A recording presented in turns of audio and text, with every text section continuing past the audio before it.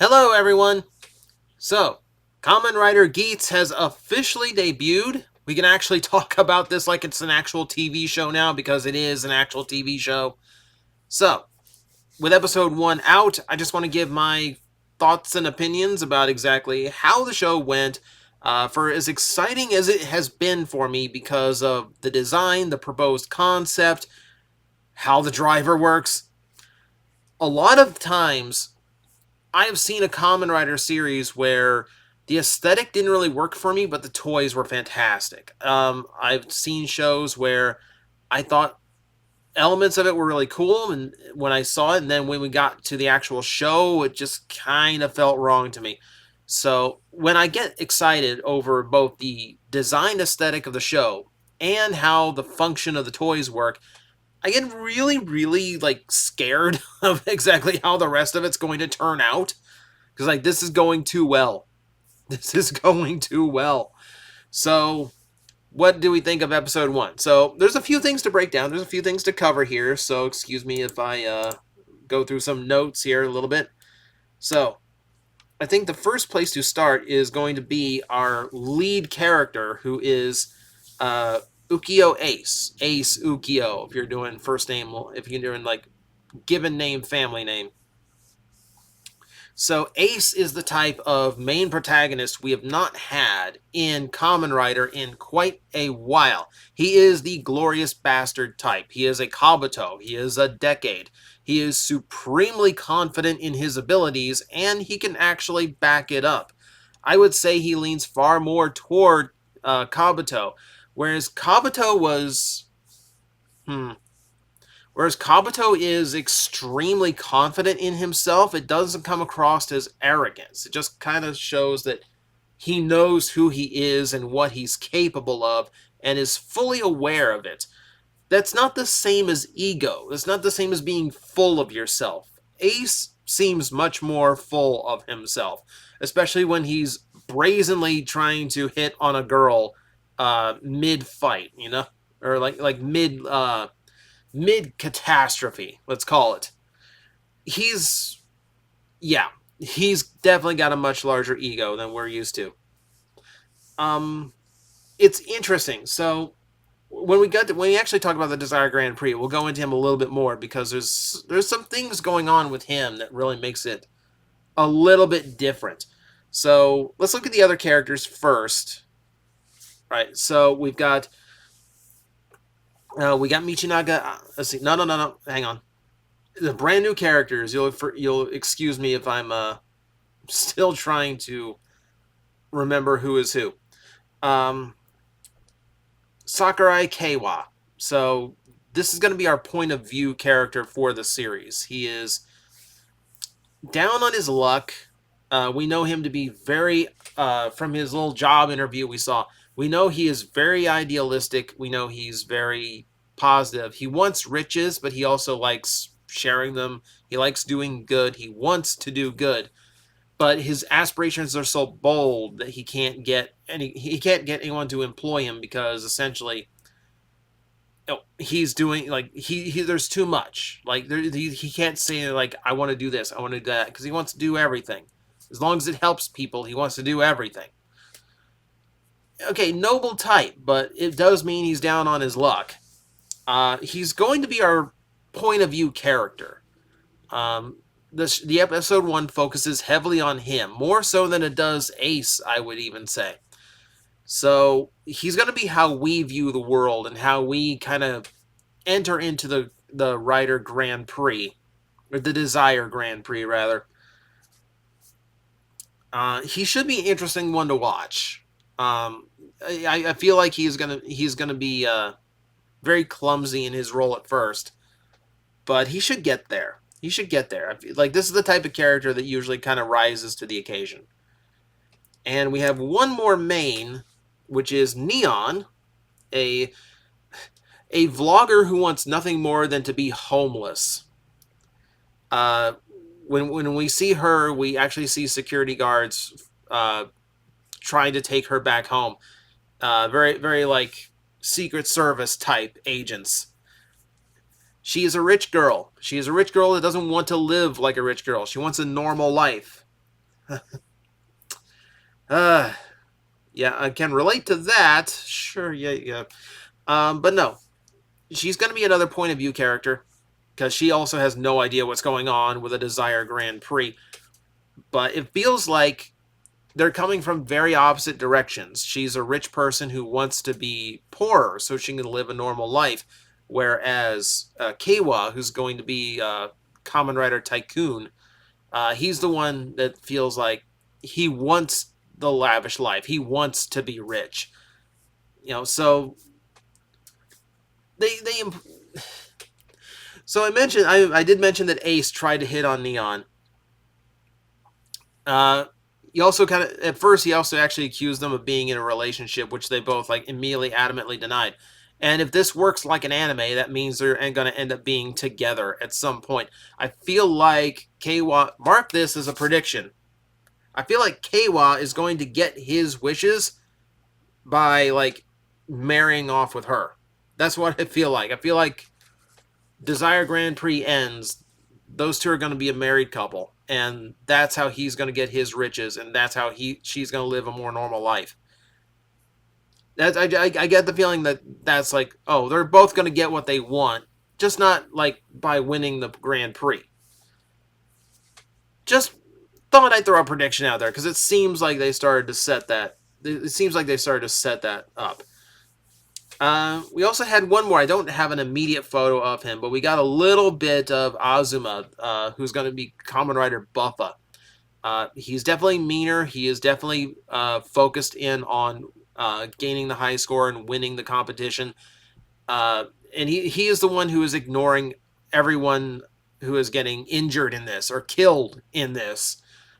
He's just about himself and the score and the winning score, and he throws that accusation at Kamen Rider Shiro that like when Shiro's trying to save actually these two, Keiwa and Neon, when he's trying to save them from the conflict, Buffa is the one that's going, "What's the point? Why are you doing? Why are you wasting time with that? Don't tell me you're trying to save people. You're in it to win too. Competition, that's not unexpected." He seems sincere enough. But yeah, Azuma is going to be like he's going to be that that side antagonist, like not like a main villain, but he's going to be in that Kamen Rider Baron role where the ideology clash is going to be what makes them come into conflict with each other more often than not. It's always an interesting element. I don't know how that's going to go over when you've got a personality like Ace, because usually it is someone idealistic. Like he seems like someone who would clash with Keiwa a lot. The difference is Shiro seems way stronger than what Keiwa is going to be. And I don't just mean as a writer, I just mean person in general. Alright, so what else can we talk about? Alright, let's talk about the Grand Prix itself. So the plot hook of episode 1 is actually really interesting. Oh, by the way, it's spoilers abound. Like clearly, like if you clicked on this video and got to this point and didn't realize we're going to do a whole bunch of spoiler talk, yeah, we're going to spoil a whole bunch. The Desire Grand Prix itself, we started the episode 6 months into a Desire Grand Prix. There's only 3 competitors left out of a field of 33. It's interesting to start that way because it already means we know what's on the line. But the thing is, we don't know what really happened. All we got to see when Geats won and the world was reset to his wishes, all we see is that things seem to go back to normal. People who died during the last conflict and that began the episode are back to life. All the damage to the buildings is restored. The only thing we can visibly see different is the fact that Ace himself, when we first see him, he's kind of like in a polar region or an Arctic area, and like done up in his full coat and all that. When he gets this driver presented to him, he knows he's already expecting it. He knew he was getting it. When we see him at the end of the episode, after he's redone the world, he seems he seems rich. Like he's like really like he's dressed in a much fancier outfit. He look, you know, he's dressed a lot cleaner than he was at the start. So it looks like he wishes for just different lives every time he wins, and it feels like he wins the Desire Grand Prix a lot. So I don't know how true that is. We know he's won at least one of them. And it seems like he just wishes for the world to be the way it is. He just kind of puts himself in a different point in life to kind of, I don't know, mix things up, experience something new. Again, all I can do is speculate, but he definitely seems like he definitely seems like he's just trying to keep things the way they are, other than his own personal self. So he can take Sigil as he is, and it's interesting to me that like every time he wishes for this new world, but the Desire Grand Prix still exists in the new world, which means either their power is beyond anything the wish can grant, or he wants it to continue, and that's part of his wish.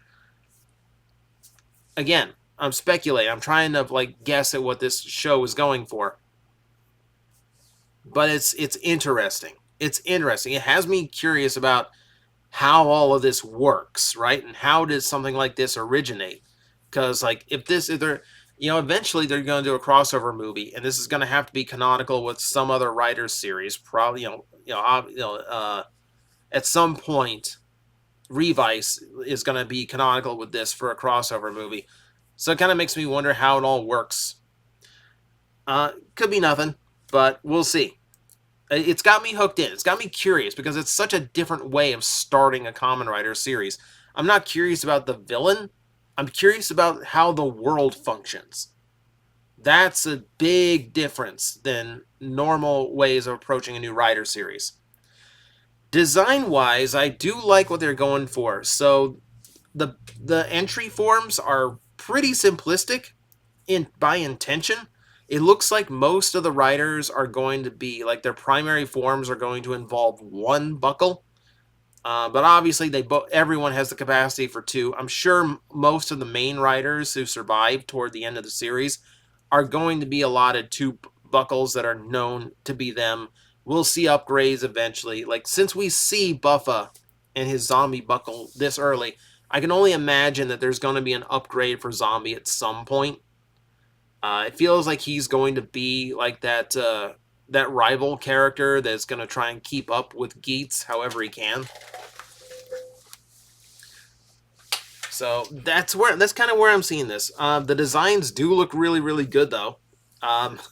When you look at Shiro here on the right, you have to think Fortnite, don't you? You have to think like Cuddle Team leader design. That big bear head, right? Like obviously that's what they're going for. And I mean, it definitely reminds you what the theme is.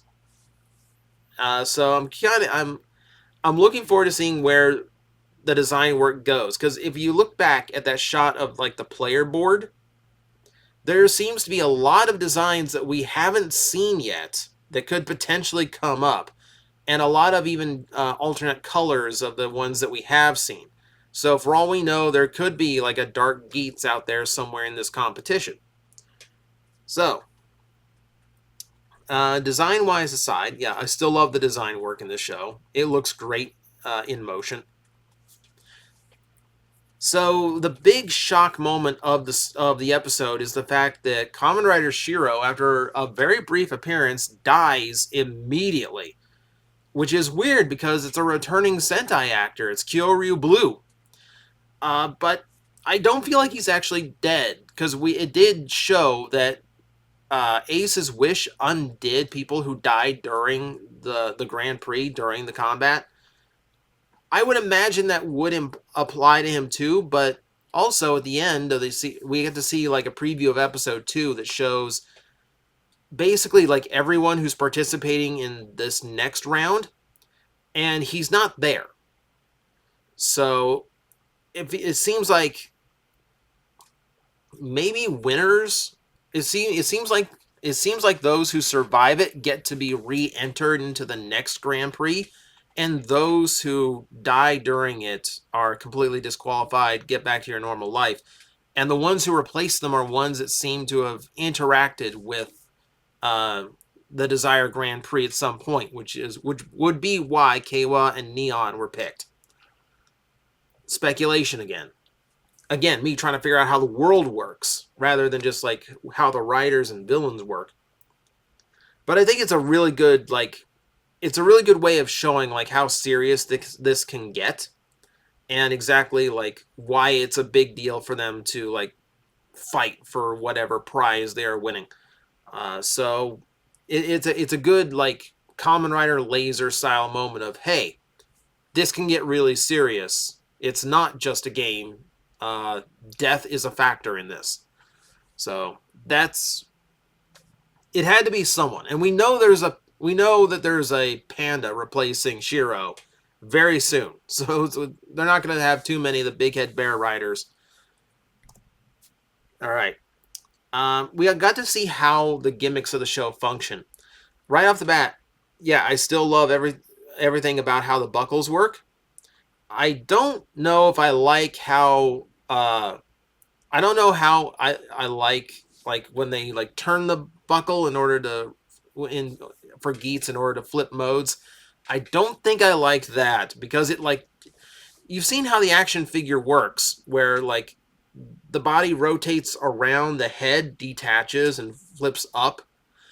It actually does that in show. Like that's canonical. That's how like the switch form works. It looks very unpleasant. It's very weird thing like wait. His groin used to be there. His groin is now where his neck is. It's weird. It's really weird. But I guess it's a Kamen Rider power. You just kind of explain it away. Don't think about it too hard.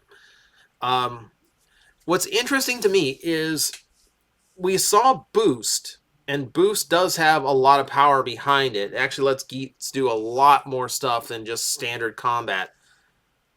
But what's interesting about it is it's treated like a trump card. And when he uses it, once it's done, it flies off of him. It almost... And he knew it was going to happen, too. So he's used Boost plenty of times before to know, like, it's going to fire off and leave. Which makes me feel like it is either... It's either a device with a mind of its own, which it's attached to the bike, the Boost Striker, which turns into a wolf, or a fox, rather, that seems to know what it's doing. So very well just could have a mind of its own. Or it could be like a temporary power-up that returns to like a spawn point after it's used. So it feels like everyone's going to have a primary buckle they always count on, and then the power-up buckles are going to be whatever they can dig up at the time. And then if you find Boost, then like that's your like mythical weapon. Like that's like you're going to win this round because because you managed to find Boost. So I feel like Boost is actually going to be a pretty big deal buckle for the rest of the series. I mean, this is me trying to apply like Fortnite logic into a Kamen Rider series, which I never thought I'd have to do. But here we are. But it makes the power-ups a little bit more interesting than just, oh, I found the water weapon. Slot it on. Like, it feels like there's more to it than just, than just like simple upgrade stuff, which is what I like in my Kamen Rider upgrade gimmicky things. One thing I'm not quite sold on just yet are the villains, these grunts here. They look fine, they look cool, but I'm not sure I like the constant humming and chanting that they do. It's a little bit weird, especially when they're doing it in the middle of combat. I mean, the grunts with Kamen Rider and even Super Sentai, they always have some kind of signature noise they make. If you grew up with Power Rangers, you can tell me right now what a putty sounds like. Same concept, but, it's a little bit weird. What's surprising to me here, and what makes, again, where I'm thinking about how the world works, is we have no indication of a villain. None. We don't know who sends whatever these things are. We have no idea who sent them. The fortress, which acts as like a final boss character in this encounter, we don't know who sent that or why it's doing what it's doing. We don't know if it is a villainous force that they are using the Desire Grand Prix in order to battle, or if the Desire Grand Prix is setting up these fights themselves, which would be really freaking twisted.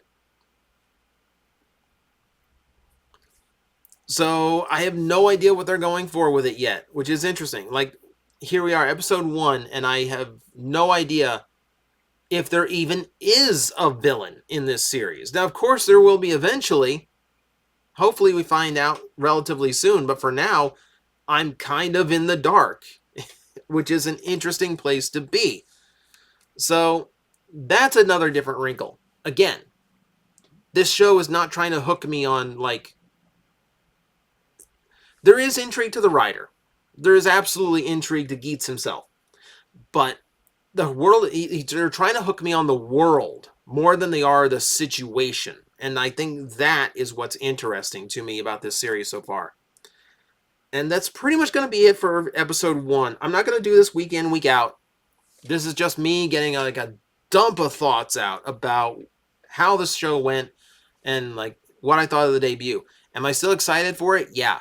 Like, I do want to keep watching. I want to see where this goes. And when we start getting, once we can start a fresh Grand Prix in the next episode, really see how things work. And I'm excited for the fact that we're going to get those explanations about what everything is. And then, like, inevitably have to wait for like 20, 30 episodes before I get the explanations I really want. But for now, yes.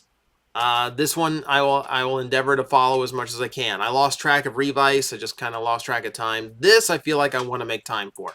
So there's my thoughts for Kamen Rider Geats. Thank you guys for watching. I will not tell you where I watched it. I'll not tell you how I watched it. You're completely on your own. I will not participate in your behavior. But this is hoping that Toei gets it through their heads that if they want to globalize Kamen Rider, they need to make this stuff available. Because, guess what? Doing something Battle Royale based as a live action superhero show, they'd probably get a few eyes on it right now in America, if you actually try to market it. We will see. Until then, thank you guys for watching. I will see you next time. Guys, I am facing the most powerful enemy any YouTuber can face, the algorithm, and I need your help to defeat him. Hit the like button, hit the subscribe button, hit the notification bell, and leave a comment. Every time you do, we attack that algorithm and we drive it back until it can no longer defeat this channel. Thank you very much.